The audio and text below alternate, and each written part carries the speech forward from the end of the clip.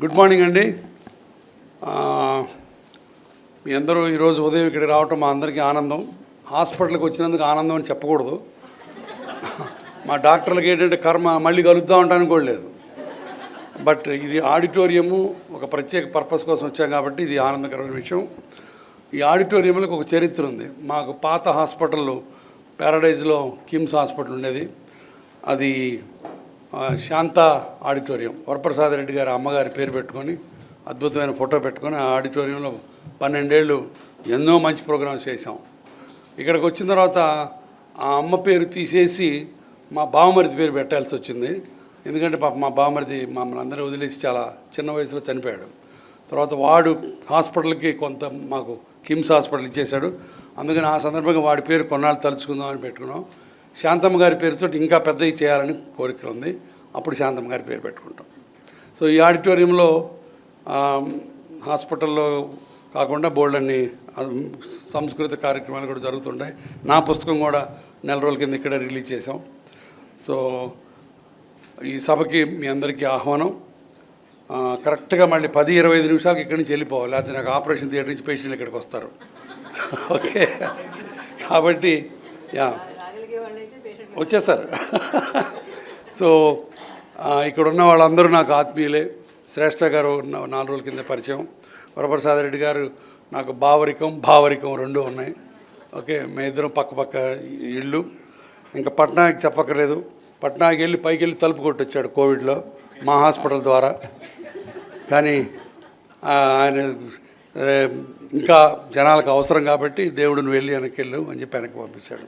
Okay, Sharma గారు నాకు నా ఫోన్లో సాంగ్ శర్మ గారు అని పెట్టుకుని ఉంటా. ఏ అవసరం వచ్చినా శర్మ గారికి ఫోన్ చేస్తా. 3 రోజుల కింద అమెరికా నుంచి ఫ్రెండ్స్ వచ్చారు సంక్రాంతికి. వాళ్ళకి హిందీ పాటలు తెలుగులో పెట్టి ఒక క్విజ్ పెడదామని కోరిక కలిగింది. అప్పుడు శర్మ గారికి ఫోన్ చేస్తే ఆయన పాటలన్నీ పంపించారు. సో చాలా థ్యాంక్స్ సార్. ఇంకా మొన్నాల్ని నాకు స్నేహితురాలు, మా గురువు గారు, సిలికానాంధ్రలో నేను తెలుగు చేసినప్పుడు మా గురువు గారు. సో ఇంత మంచి సభకి వీళ్ళందరూ ఇలా ఉంటాం శోభామాన్యం. గారి పుస్తక పరిచయం మృణాలిని పుస్తక పరిచయానికి కరెక్ట్ న్యాయం చేకూరుస్తుంది. మొన్న నా పుస్తకం దాంట్లో యనమూరి వీరేంద్రనాథ్ గారు జోక్ చెప్పారు. ఆయన సీనారాయణ రెడ్డి గారిని అడిగారంట, సార్ ఇన్ని పుస్తకాలకు ముందు మాట రాస్తారు మీరు, ఎన్ని చదువుతారా అని. ఎందుకయ్యా 30 పేజీ 40 పేజీ తీసి అక్కడ సావిత్రి అన్న పేరు కనపడింది అనుకో, సావిత్రి పాత్ర చాలా ఉదాత్తంగా చిత్రీకరించాడు అని రాస్తే చాలు అని. బట్ మృణాలిని అట్లా కాకుండా పుస్తకాన్ని చక్కగా చివరిదాకా చదివి పరిచయం చేస్తుంది. కాబట్టి she is the right candidate Mrinalini. సభకు నమస్కారం. వేదిక పైన ఉన్న వారిలో శ్రేష్ఠ కొత్తగా చూస్తున్న అమ్మాయి, మొన్న చూశానంతే, మొన్న మొదటిసారి. మధుసూదన్ శర్మ గారిని చాలా కాలం తర్వాత చూస్తున్నందుకు చాలా ఆనందంగా ఉంది. నేను వరల్డ్ స్పేస్ రేడియోలో పనిచేస్తున్నప్పుడు మీకు అందరికీ లాగే ఎవరికి ఏ సందేహం వచ్చినా అడిగినట్టు మేము కూడా మధుసూదన్ శర్మ గారి సలహాలను, సూచనలను, సహకారాన్ని చాలాసార్లు అందుకున్నాం. అందువల్ల అలాగే ఆర్పి పట్నాయక్ గారు మాకు వరల్డ్ స్పేస్ రేడియోకి చాలా చక్కని ఇంటర్వ్యూ ఇచ్చారు. కాబట్టి సరే, వరప్రసాద్ రెడ్డి గారు, గురువారెడ్డి గారి గురించి నేను కొత్తగా చెప్పేది ఏమీ లేదు. 25 ఏళ్ల పరిచయం. ఇప్పుడు ఈ పుస్తకం మీద మాట్లాడాలంటే నిజానికి ఆపాత మధురాలు మొట్టమొదటి సంపుటి మీద కూడా నేనే మాట్లాడాను. అందుకని ఒకసారి మాట్లాడేసిన దాన్ని మళ్ళీ నన్నే ఎందుకు ఎంపిక చేసుకున్నారో నాకు తెలియదు. మళ్ళీ అలాగే మాట్లాడతానని నాకు అనుమానంగా ఉంది. అది మీరందరూ మర్చిపోవాలని కోరుకుంటూ మీకు శాపం ఇస్తూ ఏం మాట్లాడానో నాకు గుర్తులేదు నిజానికి. కానీ ఉందా, ఈయన ఇక్కడే ఉన్నాడు గురుబాబు. సరే, ఇటువంటి కొందరిని నేను ఇగ్నోర్ చేసి నేనేం చెప్పదలుచుకున్నాను ఈ పుస్తకం గురించి చెప్తాను. ఈయనకు సావిత్రి కాదు, ఘంటసాల ఉంటాడు అన్ని పేజీల్లోనూ. మొత్తం 436 పేజీల్లోనూ ఉండేవాడు ఎవరంటే ఘంటసాల. కాబట్టి రాజా గారికి ఇంకెవరి పేర్లు అక్కర్లేదు, ఘంటసాల గారి పేరు ఒకటి ఉంటే చాలు. ఆ తర్వాత రాజేశ్వరరావు గారు ఉండాలి. సరే, వాళ్ళిద్దరినీ ఎంతగా వీలైతే అంతగా ఆయన వాడుకున్నారు ఆ 2 పేర్లని. అయితే ఇక్కడ ఆయన ఒక పదం వాడారు. అంటే నేను మొత్తం సారాంశం మాత్రం చెప్తాను. ఒక్కొక్క పాటకి ఏం రాశారు అని చెప్పడంలో అర్థం లేదు. ఆ అమ్మాయి ఇందాక చెప్పినట్టు 49 సినిమాల నుంచి 299, అదేదో బాటా రేట్లాగా ఉంది.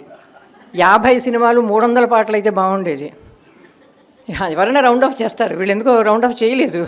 ఏదో ఒకటి దొరక్కపోయేదా రాజాగారిది, వెతుకుంటే ఇంకో సినిమా దొరుకుండేది ఏదో 1-2 పాటలతో.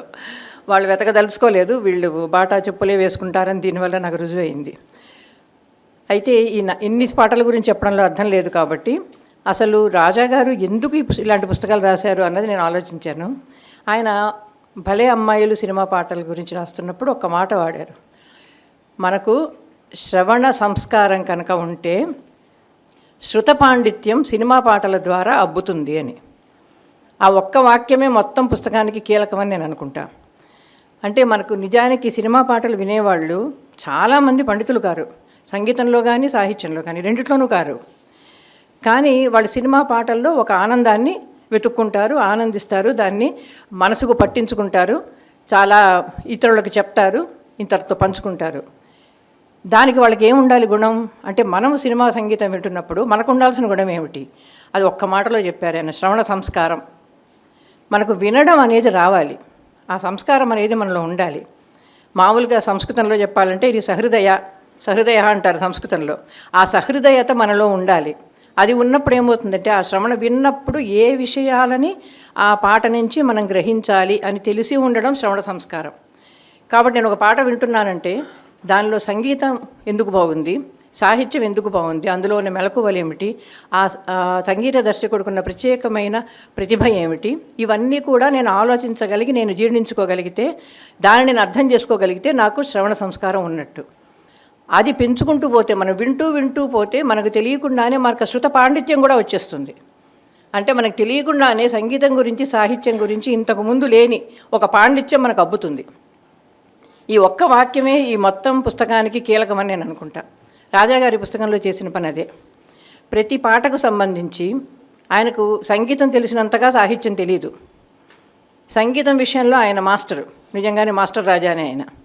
ఇక్కడ సంగీతంలో మొట్టమొదటి సంగీతం తీసుకుని ఆయన అసలు పాట మొదలెట్టినప్పుడే ఆయన ఎలా మొదలెడతారు, పాటతోనే మొదలెడతారు. ఒక్కొక్క పాటకి రాస్తున్నప్పుడు కొన్ని సినిమాల్లో అన్ని పాటలు రాశారు, కొన్ని సినిమాల్లో కొన్ని పాటలు మాత్రమే ఎంపిక చేసుకొని రాశారు, తనకు బాగా మనసుకు పట్టినవి. నిజానికి ఆయన ఒక పరిశోధనా దృష్టితో రాస్తున్నాను, ప్రణాళికాబద్ధంగా రాస్తున్నాను అని ఆయన అనుకోలేదు. కానీ అనుకోకుండా ప్రణాళిక కుదిరింది. ఆయనకు తెలుసో తెలియకో ప్రణాళికాబద్ధంగానే రాశారు. ముందు సంగీతం గురించి రాయడం, అందులో ఎవరు సంగీత దర్శకుడు, సరే సమాచారం ఇవ్వడం మామూలే, సంగీత దర్శకుడు ఎవరు, పాట రాసింది ఎవరు, నటీనటులు ఎవరు. ఎందుకంటే సినిమా పాటలు మనం రాస్తున్నప్పుడు సినిమా పాటకు సినిమా కంటే బయట అస్తిత్వం తక్కువ ఉండదు. ఆ సినిమాలోనే దాని అస్తిత్వం ఉంటుంది. దాని నుంచి బయట కూడా అస్తిత్వం ఉండేంత అందంగా మన పాటలు ఎలా తయారయ్యాయి అని చెప్పదలుచుకున్నారు ఈయన. ఆ సినిమా లేదు, నేను చూడలేదు, కానీ ఆ పాట నేను ఎంజాయ్ చేస్తున్నాను. అది ఎందువల్ల సాధ్యమవుతోంది, ఎందువల్ల అవుతోందంటే అందులో సంగీతము సాహిత్యము రెండు ఈ రకంగా కలిసి ఉన్నాయి కాబట్టి, వాటిలోని ప్రత్యేకత ఇది కాబట్టి, ఒక్కొక్క సంగీత దర్శకుడికి తనదైన ఒక బాణీ ఉంది కాబట్టి, ఆ బాణీని పట్టించే లక్షణాలన్నీ రాజాగారికి కరతలవలకం. ఏ సంగీత దర్శకుడిలో ఏ ప్రత్యేకత ఉందో, ఏ రాగాన్ని ఎవరు బాగా కూర్చారో, భాగేశ్వరిని ఘంటసాల అద్భుతంగా చేస్తాడు, భీంపలాసిని మోహన్ని ఎస్ రాజేశ్వరరావు అద్భుతంగా చేస్తాడు. ఈ విషయాలన్నీ ఆయనకు తెలుసు కాబట్టి అవన్నీ ఇందులో పెట్టి సంగీత దర్శకుడి పరంగా ముందు రాస్తారు. అది రాయడం కూడా ఎంత గొప్పగా రాస్తారు. ఈ సంగీత దర్శకుడు ఈ పాటను ఈ రాగంలో కూర్చాడు అని రాయడం మనలాంటి వాళ్ళని చేసే పని. కానీ రాజాగారు ఏం చేస్తారు, ఈ సంగీత దర్శకుడు ఇదే రాగాన్ని మరో పాటలో ఎలా చేశారు, అక్కడికి ఇక్కడికి తేడా ఏమిటి, గ్రహభేదం ఎలా చేశాడు, మోహన రాగంలో మధ్యమం రాకూడదు, రాజేశ్వరరావు మోహన రాగంలో మధ్యమం పెట్టి కూడా ఆయన మోహన రాగ ఛాయలు పోకుండా ఎలా చేశాడు. ఇవి చాలా సూక్ష్మమైన విషయాలు, ఇవి తెలిసి ఉండడం. సాధారణంగా సినిమా పాటలు ఒకే రాగం మీద ఉండనే ఉండవు, అవి కలిపేస్తుంటాయి రాగాల్ని. వాటినన్నిటినీ గుర్తించగల నైపుణ్యం ఆయనకుంది. అందుకని సంగీతపరంగా మనం ఎలా అర్థం చేసుకోవాలో ఆ పాటను అద్భుతంగా రాస్తారు. సాహిత్యపరంగా వచ్చేసరికి ఊరికే సాహిత్యం గొప్పగా ఉంది అని రాయరు. ఎక్కడైనా అరుదైన పదం ఉందా, కొసరాజు, మల్లాది, సముద్రాల సీనియర్, సముద్రాల జూనియర్, ఈ నలుగురు చాలా అరుదైన తెలుగు పదాలు వాడతారు. ఆ పదాలన్నిటినీ ఎత్తిపుచ్చుకున్నారు. ఈ పదాలు ఈరోజు వాడుకలో ఉన్నాయా? మీరు ఆ పాటలు వింటే, ఇందాక అన్నాను కదా సంస్కారము పాండిత్యము అని, ఈ పాటలు వింటే మనకు తెలిసేది అందంగా ఆనందంగా గడిపేయడం కాదు, మన కొత్త పదం వస్తుంది, కొత్త పదం తెలుస్తుంది, మన పద సంపద పెరుగుతుంది. ఎందుకంటే ఈ పాటల్లో వాడిన పదాలకు అర్థం ఏమిటని మనం వెతుక్కుంటాం వెళ్ళి. ఆయన చాలా వాటికి అర్థాలు ఆయనే ఇచ్చారు. ఇంతకుముందు ఎలా వాడారు, ఒక్కోసారి అయితే ఏ కావ్యంలో వాడారో కూడా, మనుచరిత్రలో వాడిన పదం అని కూడా ఇచ్చారు ఒక చోట, ఏ కావ్యంలో ఆ పదం అర్థంలో వాడారని కూడా ఇచ్చారు. అంటే సాహిత్యానికి సంబంధించింది కూడా ఆయన పరిశోధన చేశారు. ఆయన నేను పరిశోధనాత్మకంగా రాయలేదు అని చెప్పుకున్నారు ఎక్కడో, కానీ నిజానికి ఆయన సాహిత్య విషయంలో ముఖ్యంగా పరిశోధన చేయకపోతే అనుప్రాస ఎలా వాడారు అనేది అంత బాగా రాయగలిగేవారు కాదు. అంచెనుప్రాస ఆద్యనుప్రాస ఎలా వాడారు అని చాలా పాటల్లో రాస్తారు ఆయన. ఇవన్నీ కూడా అంటే ఒక పాటను అర్థం చేసుకోవడానికి మనలో ఉండాల్సిన సంస్కారం, నేను ఇందాక చెప్పినట్టు సంస్కారం, శ్రవణ సంస్కారం అనేది పెంపొందించుకోవడానికి ఏది కావాలి అనే దాని గురించి రాజాగారు చాలా విపులంగా రాశారు. ఆ తర్వాత ఆయన చెప్పాల్సిన ఇంకో విషయం ఉంది. అంటే ఏ విషయం మర్చిపోరు అనడానికి ఆయనకే తెలిసిన కొన్ని రహస్యాలు ఉన్నాయి. ఒక్కొక్క పాటని నాగేశ్వరరావు రసరాజ తగువారము కాదా ఎలా పాడాడు, ఎలా అభినయించాడు అనే దాని మీద ఒక పారాగ్రాఫ్ అదే. ఎందుకంటే అది ఘంటసాల కావాలంటే కాగితం పట్టుకొని చూసుకుని పాడచ్చు. నాగేశ్వరరావు కాగితం చూడడానికి లేదా, ఆయన నటిస్తున్నాడు, చచ్చినట్టు ఆ స్వరాలన్నీ వచ్చి ఉండాలి. నాగేశ్వరరావుకి ఏమో సంగీతం రాదు. అసలు ఎంత గొప్ప నటులో చూడండి, ఒక్క సీన్లో నటించినందుకే నాగేశ్వరరావుకి ఏమైనా ఇవ్వచ్చు. అలాగే జగదేక వీరుని కథలో శివశంకరిలో చేసినందుకు రామారావుకి ఇచ్చేయచ్చు. అంటే ఆ నటన పరంగా కూడా చెప్తారు. ఎందుకంటే సినిమాలో ఒక పాటను మనం చూసి ఆనందిస్తున్నాము అంటే సంగీతం ముఖ్యం, సాహిత్యం ముఖ్యం, మూడవది ఏమిటి, అభినయం. అది కూడా కలిస్తేనే ఆ పాట సంపూర్ణమవుతుంది, సమగ్రం అవుతుంది. అందుకని జగదేక వీరుని కథలో పాటకి రామారావు అయితే రాగ నిర్దేశం దగ్గర కూడా రామారావే కూర్చున్నాడు. ఈ రాగం అయితేనే బాగుంటుందని. పెండ్యాల గారు 2-3 రాగాల్లో చేస్తే భాగేశ్వరే బాగుంటుందని నిర్ణయించింది ఎన్టీ రామారావు. అప్పుడు ఆ రాగంలోనే చేశారు. అట్లాగే నాగేశ్వరరావు రసరాజ తగువారము కాదాలు ఎలా ఇన్వాల్వ్ అయ్యాడు, ఎలా నేర్చుకొని పాడాడు అంటే అభినయం కూడా ఆయన తీసుకొని చెప్తారు. అంటే ఏవేవి ఒక గొప్ప పాటను చేస్తాయి, ఏ లక్షణాలు ఒక పాటను మనం మరిచిపోలేని గీతంగా తీర్చిదిద్దుతాయి అనేది రాజాగారికి చాలా క్షుణ్ణంగా తెలిసిన విషయం. అవన్నీ చెప్పడం మనలాంటి వాళ్ళకి సాధ్యం కాదు. ఒక సంగీత దర్శకుని అడిగితే తన పాట గురించి చెప్పచ్చు, ఒక గీత రచయితని అడిగితే తను రాసిన వాటి గురించి చెప్పచ్చు. కానీ అన్నిటి గురించి ఒక సమగ్రమైన అవగాహన ఉండి, ఇదే రచయిత మల్లాది గారు ఒక సినిమా చిరంజీవుల్లో రాసిన పాట మరొక పాట ఎలా ఉన్నాయి, ఎంత దగ్గరగా ఉంది. నిజానికి తెల్లవార వచ్చే తెలియక నా స్వామి జానపద గీతం మూలాన్ని కూడా ఆయన ఇచ్చారు. అట్లాగే చక్కని దానా చిక్కని దానా ఇంకా అలకైనా ఆ పాటను పట్టుకొని శాంతినివాసంలో పాట అనుకుంటా, అది పట్టుకొని దాని మూలం ఏమిటి, దిల్ దేక దేకో హిందీలో రఫీ పాట. దానికి ఒక ఇంగ్లీష్ మూలం ఉంది, ఆ మూలాన్ని కూడా పట్టుకున్నారు రాజాగారు. అంటే ఆయన ఎంత వెనక్కి వెళ్తారో, ఎంత లోతుగా చూస్తారో ఒక్కొక్క పాటని ఆలోచించుకోండి. ఇలాంటి ఉదాహరణలు నేను చాలా ఇవ్వగలను, నాకు టైం లేదు కాబట్టి ముగిస్తాను. కాబట్టి ఇలాగా ఆయన పాట మీద పరిశోధన నిరంతరం చేసిన వ్యక్తి. ఒక పాటను ఆనందిస్తున్నాను అంటే నేను ఆనందిస్తున్నాను అని అనుకుని మనం ఆనందిస్తూ ఊరుకుంటాం. ఎందుకు ఆనందిస్తున్నాం అనే ప్రశ్న వేసుకున్నారు రాజాగారు. అది వేసుకున్నప్పుడు వచ్చిన పుస్తకమే ఆపాతమధురం. ఎందుకంటే ఈ పాట ఇంత అందంగా రావడానికి ఒక దర్శకుడు, ఒక సంగీత దర్శకుడు, నటుడు, గీత రచయిత, వీళ్ళందరి నిజానికి సినిమాటోగ్రఫర్ దగ్గర కూడా రాస్తారు ఆయన కొన్ని సినిమాలంటే చాలా పార్షియాలిటీ. కొన్ని పాటలను ఆయన రాసిన పద్ధతి చూస్తే కనుక మనం కూడా ఆ పాట వినకపోయినా, ఉదాహరణకి ఇది మందార మకరంద మాధుర్యముల రేలు మధుపంపు ఓవునే మదనములకు, భక్త ప్రహ్లాదలో సుశీల, ఆ పాట మీద ఆయన రాసింది చదవండి, మీరు కూడా కళ్ళనీళ్ళు కరుస్తూ చదువుతుంటారు ఆ పాట గురించి. అంత అద్భుతంగా వర్ణిస్తారు ఆ పాట గురించి. ఆయన రస జగత్తులో పడిపోయి మనల్ని కూడా రస జగత్తులో పడేలా చేస్తారు. ఎవరు? విశ్లేషణ చేస్తూ. మామూలుగా కవి చేస్తాడు ఆ పని, విశ్లేషకుడు చేయుడు. కానీ రాజాగారి రచనలోని ప్రత్యేకత ఏమిటంటే ఆయన విశ్లేషణ కూడా రసవంతంగా చేయగలరు, రసవత్తరంగా చేయగలరు. కాబట్టి ఆ విశ్లేషణ చదివిన తర్వాత నాకు చాలా నచ్చింది వీళ్ళ ఆలోచన. వెంటనే పాట వినడానికి అనుకూలంగా QR కోడ్ పెట్టామన్నారు. నిజంగానే పాట వింటూ ఆయన రాసింది చదువుతూ మనం ఉంటే కనుక మనం మరో లోకంలోకి వెళ్ళిపోయి కొంతసేపు అయినా ఈ లోకాన్ని మర్చిపోతామని, ఈ లోకాన్ని మర్చిపోవాలనిపించే క్షణాలే ఎక్కువ ఉన్నాయి ఈ మధ్యకాలంలో. కాబట్టి దీన్ని మర్చిపోయి ఆ రసజగత్తులో మనము ఉండిపోయి అటువంటి రసజగత్తులో మనకు ప్రవేశాన్ని, ఆ సంస్కారాన్ని మనకు కలిగించిన రాజాగారికి ధన్యవాదాలు చెప్తూ నాకు అవకాశం ఇచ్చినందుకు అందరికీ ధన్యవాదాలు. పుస్తకం గురించి మృణాళి గారు అద్భుతంగా చెప్పేశారు. మిగతా చదివితేనే మంచిది చెప్పడం కంటే. కానీ రాజాగారి గురించి 2 మాటలు చెప్పాలి. ఆయన ఒక అరుదైన వ్యక్తి. ఆయన సినిమా సంగీతం కోసం ఆయన కలవరించారు, పలవరించారు. అది ఆయనకి వ్యసనం. వ్యసనం అనేది చాలా స్ట్రాంగ్ వర్డ్. అంటే ఇక అది లేకుండా ఆయన ఇక ఏది ఊహించలేడు. ఎక్కువ భాగం జీవితంలో చాలా భాగం సంగీతం పట్ల, అదే సినిమా సంగీతం పట్ల చాలా శ్రద్ధగా, చాలా ఓపికగా చాలా సేకరించారు, అవగాహన చేసుకున్నారు, వాటిని తనలో దాచుకోవడమే కాకుండా అక్షరీకరించి జాగ్రత్త చేశారు. అదొక చరిత్ర. మన భారతదేశంలో శాస్త్రీయ సంగీతం అనేది ఒక మహోన్నతమైనటువంటి సంప్రదాయం, మన సంస్కృతిలో భాగం. అది దానికి శాస్త్రం తెలిసి ఉండాలి. అందరూ శాస్త్రం నేర్చుకోలేరు కాబట్టి జనపదంలో లలిత సంగీతం వచ్చింది, జానపదాలు వచ్చినాయి. నాలాంటి పామర్లు విని ఆనందించడానికి ఆ సంగీతం సరిపోతుంది. అంటే శాస్త్రీయం వినొద్దని కాదు, దాన్ని విని ఆనందించేంత పరిణితి లేనప్పుడు లలిత సంగీతం కానీ, జానపద సంగీతం కానీ, సినిమా సంగీతం కానీ. సినిమా సంగీతం కూడా ప్రారంభంలో, సినిమాల ప్రారంభమైన తొలి రోజుల్లో శాస్త్రీయంగానే ఉండేవి.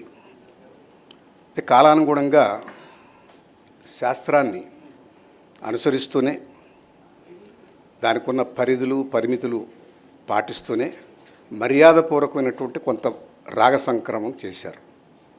అంటే శ్రావ్యత కోసంగా చేయాల్సి వచ్చింది.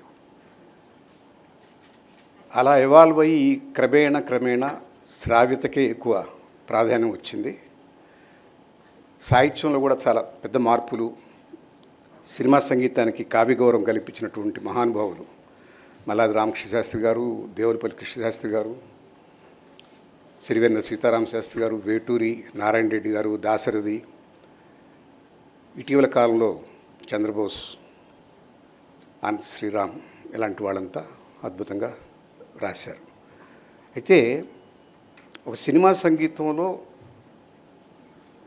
మనసు పెట్టి దాంట్లో ఉన్న సాహిత్యాన్ని, సంగీతాన్ని, పాడిన వాళ్ళని, అన్నిటికన్నా ముఖ్యంగా ఆర్కెస్ట్రాలో కూడా ఎవరు ఫ్లూట్ వాయించారు, ఎవరు వీణ వాయించారు, ఎవరు సంతూరు, ఆ బిట్ ఎలా ఉంది, ఏ రాగానికి అది ప్రతీకగా అక్కడ పెట్టారు అన్నటువంటి కూలంకషమైనటువంటి చిన్న చిన్న విషయాల్ని ఒడిసి పట్టుకున్నటువంటి వాడు రాజా.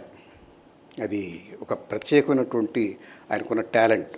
అందరం వింటాం, మనం ఒక పాట విన్నప్పుడు పాట బాగుంది అంటాం, దాంట్లో ఎవరు ఫ్లూట్ వాయించారో మన అవసరం లేదు, దానికి ఏ రాగంలో చేశారో కూడా మనకు చాలామందికి అవసరం లేదు.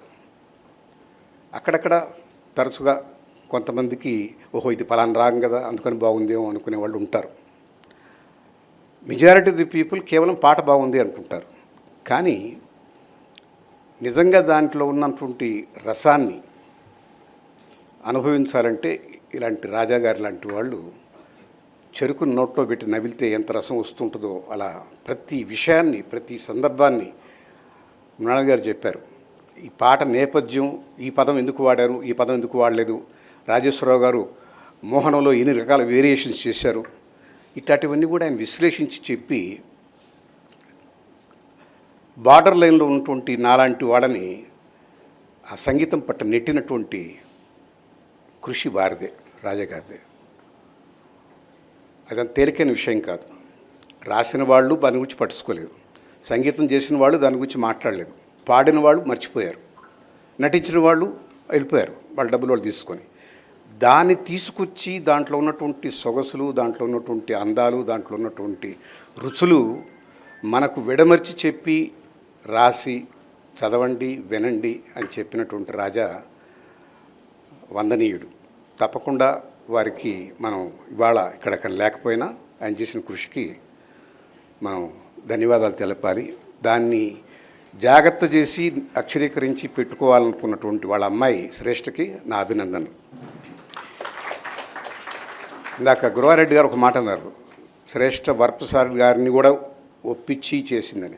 ఆమె ఒప్పించలేదు నన్ను, అసలు ఆయనకే మాట ఇచ్చాను. గత ఆపాత మధురం తొలి వాల్యూమ్ గురవారెడ్డి గారు ప్రచురించినప్పుడు ఆ శాంత ఆడిటోరియంలో, పాత హాస్పిటల్లో నేనే అన్నాను, ఆ సభకు నేను వచ్చున్నాను, మీరు 55 నుంచి 2000 వరకు స్వర్ణయుగం సినిమా సంగీతానికి, వాటి గురించి రాయండి అంటే ఆయన 61 వరకే రాసి నాకు సమయం అయిపోయిందని వెళ్ళిపోయారు. ఆయన కానీ రాసుంటే మనకి ఇంకా ఎన్నో గొప్ప పాటల గురించి ఎంతో విషయం తెలిసేది, ఎంతో మాధుర్యాన్ని మనం కోల్పోయామని నా అభిప్రాయం. ఇప్పుడు ఆ రకంగా రాయగలిగిన వాళ్ళు, ఆ రకమైనటువంటి ప్రతిపత్తి కలిగిన వాళ్ళు వెతుక్కోవాలి. ఇప్పుడు గురువార్ ద్వారా తెలిసింది, శాస్త్రి గారు, శర్మ గారు, ఆయన హిందీ పాటల కొరకే పరిమితం, మరి తెలుగు పాటలు అన్నీ అలాంటి వాళ్ళు పూనుకుంటే తప్ప మళ్ళీ మనం కోల్పోయిన 61 నుంచి 2000 వరకు అంటే, కానీ 2000 మించి ఎవరు రాయకండి. 2000 తర్వాత వద్దు. 2000 తర్వాత యువతరం స్వరం మారింది, తీరు మారింది, పాట మారింది. పాట లేదు, బూతే ఉంది. స్వరాలు లేవు, అపస్వరాలే ఉన్నాయి, కేకలే ఉన్నాయి, శబ్దం ఉంది, సంగీతం లేదు. అలాంటి ఈ ఇనప యుగం 2000 నుంచి 25 వరకు ఎక్కడన్నా ఒకటి పొరపాటున ఒక మంచి పాట వస్తుందేమో. ఎలాంటి డర్టీ పాట కన్నా కూడా ఇవాళ అవార్డులు వస్తున్నాయి. అందువల్ల 2000 నుంచి మాత్రం ఎవరు రాయకండి. ఒకవేళ రాస్తే నన్ను పిలవకండి, నేను రా కూర్చోను. నువ్వు రాసినా కూడా రాను, నేను నీ ఆడిటోరియంలో పెట్టినా రాను. రాజా గారు మాకు ఎంబీఎస్ ప్రసాద్ గారి ద్వారా పరిచయం. మేము హాస్యం అని పెట్టాలనుకున్నప్పుడు, హాస్యం ప్లస్ సంగీతం కలిపి హాస్యంగా రూపొందించాలనుకున్నప్పుడు ఎంబీఎస్ ప్రసాద్ సంగీతం గురించి మీకు నాకు ఆసక్తి ఉందే కానీ మనకేం తెలియదు, దాంట్లో మహా నిష్ణాతుడు ఉన్నాడు ఒక ఆయన రాజా అని పట్టుకొచ్చారు. ఆయన వార్తలు రాసేవారు, చదివాను వాటిని, చాలా బాగున్నాయి అవి. ఆయన గారు ఉంటే ఈ పేపర్ మనం దానికి మంచి పుష్టి వస్తుంది. సంగీతం 50% కేటాయిస్తే మిగతా హాస్యం నేను, ముళ్ళపూడి రమణ గారు, బాలసుబ్రహ్మణ్యం గారు మేమంతా కంట్రిబ్యూట్ చేస్తాం దానికి అని అన్నారు. ఆ రకంగా నాకు పరిచయం వచ్చారు. నిజానికి హాస్యం పత్రికకి చాలా పేరు వచ్చిన కారణం రాజా గారు, ఎంబీఎస్ ప్రసాద్ రాసినవి, బాలసుబ్రహ్మణ్యం గారు నిర్వహించినటువంటి పదబంధం, ముళ్ళపూడి గారి అనేక వ్యాసాలు, భరణి గారు కూడా కొన్ని రాశారు హాస్యంగా. బాగా జరిగింది. కానీ దురదృష్టవశాత్తు ఏమైందంటే, అది చెప్పాలి మీకు, నన్ను ప్రతి వేదికలో ప్రతి ఒక్కరూ వాళ్ళ అసంతృప్తి నాకు చెప్తారు. ఎందుకు మీరు హాస్యం మానేశారు? నాకు కొన్ని మెయిల్స్ కూడా వచ్చేవి. డబ్బుల కోసం అంత ఆలోచిస్తారా మీరు? మేము అనుకోలేదే, డబ్బులు ఖర్చు అయిపోతాయని మీరు మానేశారట. అది నిజం కాదు. నిజానికి ఇప్పటికీ హాస్యం తరపున పుస్తకాలు వేస్తూనే ఉన్నాం. పక్షపత్రికగా రావట్లేదే కానీ దానికి కారణం ఏంటంటే రాజాగారే. ఆయన మధ్యలో ఇది స్వయం ప్రతిపత్తి సాధించలేకపోయింది, సస్టైనబిలిటీ లేదు, నేను ఎవరిని అడ్వర్టైజ్మెంట్లు అడగను, ఆయన ఎవరిని అడిగేవారు కాదు. ఆయన ఎవరిని ఏది అడిగేవారు కాదు, ఆయన అనుకున్న పద్ధతిలో ఆయన రాసుకుపోయేవారు అంతే. అది ఒక లక్షణం, మంచి లక్షణం ఇది. దానికి అడ్వర్టైజ్మెంట్లు వచ్చేవి కావు. సుమారుగా 48 లక్షలు ఖర్చు పెట్టాం, అయినా అది తీరు తెన్ను లేదు. ప్రతి ఒక్కరూ 10 పుస్తకాలు పంపించు, 50 పుస్తకాలు పంపించు, మా స్టాఫ్కి ఒక 40 పంపించు అనేవాళ్ళు, కానీ ఒక్కరు కూడా ₹1 ఇచ్చిన వాళ్ళు లేరు. షాపుల్లో కొనుక్కున్న వాళ్ళే. సెల్ఫ్ సస్టైనింగ్ లేదు కాబట్టి ఎంబీఎస్ ప్రసాద్ గారు దీనికి అడ్వర్టైజ్మెంట్లు ఉండకపోతే కష్టం అని చెప్పని పదే వాళ్ళిద్దరూ, నేను ఇప్పుడు అక్కడికి ఆఫీస్కి వెళ్ళేవాడిని కాదు హాసం, కేవలం నేను దానికి సపోర్ట్గా ఉన్నానే కానీ నిర్వహించింది వాళ్ళిద్దరే, రాజా గారు, ప్రసాద్ గారు. వాళ్ళిద్దరి మధ్య ఈ ఒత్తిడి స్టార్ట్ అయింది. ఈ పత్రిక నడపడానికి మనం అడ్వర్టైజ్మెంట్ తీసుకురాకపోతే కష్టం, వరప్రసాద్ గారు ఎంతకాలం ఈ భారాన్ని మోస్తారని వాళ్ళు నిర్ణయించుకొని దానికి ఒక ఫుల్ స్టాప్ పెట్టేశారు. అంతేగాని నేను పెట్టింది కాదండి, నేను డబ్బులకి వెరిచి వెళ్ళిపోలేదు, ఇవాళకి హాసం తరఫున ఖర్చు పెడుతూనే ఉన్నా. అయితే రాజాగారు లేకుండా హాసం నడపలేము, ప్రసాద్ గారు లేకుండా హాసం నడపలేము. వాళ్ళిద్దరూ 2 కళ్ళు ఎటొచ్చి వాళ్ళ అభిప్రాయాల్లో 2 కళ్ళే మా అమ్మ నా భార్య, కానీ ఒకరినొకరు చూసుకుంటే చాలా వికృతంగా ఉంటుంది. ఈ కన్ను ఒకదాన్ని కూడా చూసుకుంటే నన్ను భరించగలరా మీరు? అలాంటి పరిస్థితి వాళ్ళిద్దరి మధ్య. భావ సారూప్యత లేదు, ఇద్దరూ టాలెంటెడే. ఆయన వరకు ఆయన టాలెంటెడే, ఈయన వరకు ఈయన టాలెంటెడే. నడిపే విధానంలో తేడాలు వచ్చినాయి. మరి వాళ్ళని నేను సయోధ్య చేసేంత సహనము, సమయం, ఓపిక నాకు లేకపోయింది. రాజాగారు ఆయనకు సంగీతము, ఆ పాట, దాని నేపథ్యం, దానికి సంబంధించినటువంటి వాటిలోనే నిమగ్నం అయిపోయిన వారు. ఆయన దానికోసంగా మిగతా అన్నీ త్యాగం చేసేసారు. ఇది అనవచ్చునా అనకూడదా అని కూడా అనుకోలేదు. మనం 10 మందితో కలిపిపోదామని చెప్పి కూడా అనుకోలేదు. ఏకవీరుడు, ఏకవీరాన్ని విన్నారు కదా పేరు. అంటే ఏంటంటే ఆయన సామూహిక శక్తిగా తనొక్కడే, తను అనుకున్నదే నిబద్ధతగా ఉండేవాడు. తాను అనుకున్న నమ్మిన సిద్ధాంతం కోసమే ఉన్నారు ఆయన. అలాంటి వాళ్ళు జీవితంలో చాలా కష్టపడతారు. ఆయన చాలా కష్టపడ్డాడు. బహుశా ఈయన ఏది పట్టలేదు. దానికి పాట తప్పితే కుటుంబం కాదు, మిత్రులు కాదు, సమాజం కాదు, ఎవరితో ఆయన అడ్జస్ట్ కాలేదు. ఆయన వరకు ఆయన పాట దానికే పరిమితమై జీవితం అంతా దానికే అంకితం చేసి జీవించిన వ్యక్తి ధన్యుడే. కానీ కష్టం జరగలేదు. హాసం జరిగి ఉండాల్సింది. ఆయన పట్టుదల వల్ల, ప్రసాద్ ఆయనకున్న భేదాభిప్రాయం వల్ల హాసం నడవలేదు. అయినా ఆయన ఎన్నో దగ్గర పనిచేశారు. వార్తలో ఉన్నారు, మా టీవీలో ఉన్నారు, ఎక్కడెక్కడో ఉన్నారు. హాసం ఆ పత్రిక పేరే ఆయన ఇంటి పేరైంది. అందుకు నాకు చాలా సంతోషం, ఆయన కృతజ్ఞత. ఆయన కూడా ఆయన గుర్చిన గుర్తింపు కూడా హాసం పత్రికతో ఎక్కువ. సో అలాంటి వ్యక్తులు ఈ సమాజానికి అవసరం. మంచి పాటని, మంచి సందర్భాన్ని, మంచి రసార్ద్ర హృదయాన్ని ఆవిష్కరింపజేయగలిగినటువంటి శక్తిమంతులు ఇలాంటి వాళ్ళు ఉంటే సమాజంలో ఈనాడు ఉన్నటువంటి ఈ రకమైన విపరీత ధోరణులు, ఈ టెర్రరిజం, ఈ అనీజినెస్, అసహనం, ఈ మనం వేదికలెక్కి మాట్లాడే బూతులు ఇవన్నీ ఉండవు. అలాంటి రోజులు మళ్ళీ రావాలంటే 10 మంది రాజాలు పుట్టాలి, పలాంటి శర్మలు పుట్టాలి. అవన్నీ వినగలిగే ఆసక్తి, ఆమె చెప్పారు శ్రవణ సంస్కారం ఉన్నటువంటి మీలాంటి వాళ్ళు కావాలి. అలాంటి రోజులు వస్తాయని ఆశిస్తాను. నమస్కారం. అందరికీ నమస్కారం అండి. రాజా గారు నాకు బాగా చాలా ఆత్మీయులు. ఎందుకంటే నేను పూర్వవసరంలో జర్నలిస్ట్గా పనిచేశాను ఈనాడు సంస్థలో దాదాపు 7.5 సంవత్సరాలు. సో అప్పుడు రాజా గారు వార్తలో ఉండేవాళ్ళు. సో ఆ విధంగా రోజు రెగ్యులర్గా కలిసేవాళ్ళం ఆడియో ఫంక్షన్స్లో. ఆయన రాసే రివ్యూలు కూడా బాగుంటాయి, ఆడియో రివ్యూస్. సో ఇప్పుడు ఈ కార్యక్రమం ఆపాదమధురం రాజా గారి పెద్దమ్మాయి శ్రేష్ఠ ఈ పుస్తకాన్ని పూనుకొని వెలువరించడం చాలా గొప్ప విషయం. అలాగే గురువారెడ్డి గారిని, వరప్రసాద్ రెడ్డి గారిని ఎప్పుడో కలిసి ఉంటాను గుర్తులేదు, కానీ చాలా దగ్గరగా చూస్తూ మాట్లాడే అవకాశం. అలాగే శర్మ గారికి నమస్కారం. ఆర్పి గారు అదే సార్, ఏం మాట్లాడాలన్నా కొంచెం కష్టంగా ఉంటుంది. మృణాలిని గారు చాలా బాగా మాట్లాడారు. అందరికీ పేరు పేరున ధన్యవాదాలు తెలియజేసుకుంటూ, ఇందాక గురువారెడ్డి గారు అన్న టాపిక్ వస్తే 2000 సంవత్సరం నుంచి కూడా ఒక 90s 2000 ఆ ఏరియాల్లో ఆ టైంలో వచ్చిన పాటలు విని నేను కూడా సిగ్గుపడుతుంటాను. సిగ్గుపడి అలా సిగ్గుపడకుండా ఈ జనరేషన్ పాటలు వినాలంటే ఏం చేయాలని ఆలోచిస్తూనే రాస్తున్నాం ఈ జనరేషన్లో. ఎందుకంటే ఈ సంవత్సరం కూడా నేషనల్ అవార్డు వచ్చింది, చాలామందికి వస్తున్నాయి. ఈ జనరేషన్ ఉన్న వాళ్ళకి ఒక వేటూరు గారి తర్వాత అశోక్ తేజ్కి కానీ, రావాల్సినంత రాని మా సీతారామ శాస్త్రి గారు కానీ, ఆయన నేషనల్ అవార్డుకి అన్ని విధాలుగా అర్హుడు. ఆయన 2000 సంవత్సరంలో మొన్నటి వరకు ఉండి రాసిన ఆయనే.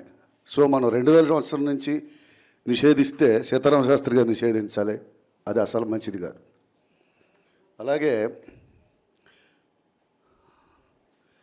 నేను గర్వంగా చెప్పుకునే పాటలు కొన్ని రాశాను. ఒకలాలన ఒక దీవెన అని జోచ్యుతానందర్ సినిమాలో కళ్యాణ్ మాలిక్ గారు సంగీతం. ఈ సందర్భంగా ఒక్కసారి ఆ లైన్లు చెప్పి ముగిస్తాను. ఒకలాలన ఒక దీవెన సడి చేయవాయద మాటున తీయ తీయని ప్రియ భావన చిగురించదా పొరపాటున కలబోసుకున్న ఊసులు ఏమైనవో అసలేమో పెనవేసుకున్న ప్రేమలు మెల్లమెల్లగా ఎటుపోయెనో ఒకలాలన ఒక దీవెన సడి చేయవాయద మాటున ఇంతకాలం దాచుకున్న ప్రేమని హాయిని కాలమేమి దోచుకోదు ఇమ్మని పెదవంచు మీద నవ్వుని ఊహించుకోవడం నీ పని. నీ మౌనమే మాట్లాడితే దరి చేరుకోదామని. ఒక లాలన ఒక దీవెన సడి చేయవాయద మాటున. అందనంత దూరమేలే నింగికి నేలకి, వాన జల్లే రాయబారం వాటికి. మనసుంటే మార్గం ఉండదా, ప్రతి మనిషి నీకే చెందడా. ఈ బంధమే ఆనందమే నువ్వు మోసుకెళ్ళే సంపద. ఒక లాలన ఒక దీవెన సడి చేయవాయద మాటున. ధన్యవాదాలు. అందరికీ నమస్కారం తెలియజేసుకుంటూ మహామహులోని వేదిక మీద నన్ను పిలిచి ఆహ్వానించి మాట్లాడించినందుకు గురువారెడ్డి గారికి ప్రత్యేక ధన్యవాదాలు తెలియజేసుకుంటూ సెలవు. దాదాపు ఒక 1 year పైన అయిందండి. శ్రేష్ఠ గారు ఒకసారి ఫోన్ చేసి ఒక పాట మా నాన్నగారు రాశారండి, ఆ పాట అయితే ఆయన కలెక్షన్లో లేదు, నాకు మీ దగ్గర ఉంటే పంపగలరా అని అడిగారు. అంటే ఏ పాటమ్మా అంటే చెప్పారు. చెప్తే ఉందమ్మా నా దగ్గర ఆ పాట అని చెప్పి నేను పంపించాను. తర్వాత ఆ సందర్భంగా ఆమెను అడిగాను అన్నమాట. అప్పుడు ఈ రాజాగారు ఆపాతమదనం 2వ వాల్యూమ్ చేస్తున్నారు కదమ్మా, అది ఏమైంది అని అంటే, నేను చేస్తున్నా అంకుల్, అందుకోసమే ఇది అడిగాను అది అని. తర్వాత ఆ పాట పంపించిన తర్వాత కొన్ని ఆమెకు డౌట్స్ వస్తే అడిగారు. అప్పుడప్పుడు ఫోన్లు చేసి అడుగుతుండేవాళ్ళు ఆ డౌట్స్, నేను క్లియర్ చేస్తుండేవాడిని. తర్వాత దాదాపు 3 weeks బ్యాక్ నాకు ఫోన్ చేసి మాట్లాడినప్పుడు, అమ్మ ఏమైంది, పుస్తకం అయిందా అంటే, అయిపోయింది ఏంటి అంకుల్, అది ప్రింటింగ్ కూడా అయిపోయింది, ఓపెనింగ్ సెరమనీ రిలీజ్ సెరమనీ కూడా పెట్టుకున్నాము, 21వ తారీఖు నేను హైదరాబాద్ వస్తున్నానని చెప్పారు. మంచిదమ్మా, ముందు వాల్యూమ్ నాకు డెడికేట్ చేశారు, ఈ వాల్యూమ్ అన్నా కనీసం వరప్రసాద్ రెడ్డి గారి కానీ లేకపోతే గురవారెడ్డి గారి కన్నా ఇచ్చావా అంటే, లేదమ్మా, లేదండి ఇది కూడా మీకే అన్నారు. అంటే ఏందమ్మా ఇట్లా చేసామంటే, మా నాన్నగారి కంటే మీరు చాలా ఇష్టం అండి, అందుకని ఈ పుస్తకం కూడా మీకే ఇస్తున్నామని చెప్పారు. చాలా కష్టపడ్డారు, చెప్పారు ఉద్యోగం చేసుకుంటూ చేస్తున్నా అంకుల్, అందుకని టైం పడుతున్నది, నెమ్మదిగా అవుతున్నది పని అని చాలా సంతోషించాను. ఈరోజు ఆ కార్యక్రమం జరగటం సంతోషంగా ఉంది. ముందుగా ఈ కార్యక్రమానికి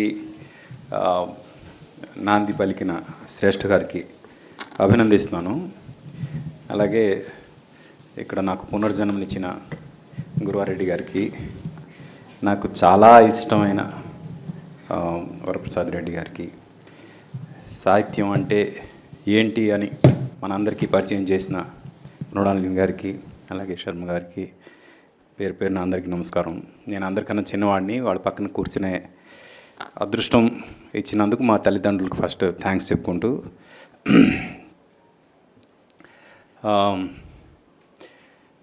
రాజాగారు నాకు చాలా మోసం చేశారు. ఆయన వాళ్ళ పెద్దమ్మాయి ఈరోజు ఈ ప్రోగ్రాం చేస్తున్నందుకు ఆయన ఈ చైర్లో ఎక్కడో కూర్చొని ఉంటారు. అందుకు ఆయన చేసిన మోసం నేను చెప్పాల్సిన అవసరం ఉంది. నేను స్వాతిముత్యం సినిమాలో కమల్ హాసన్ లాగా ఆయన స్వామియాజులైతే ఆయన వెంట లిటరల్గా ప్రతిరోజు పడేవాడిని. నాకు మీ హెల్ప్ కావాలి, పాట అనే ఒక ప్రోగ్రాం చేయాలనుకుంటున్నాను నేను.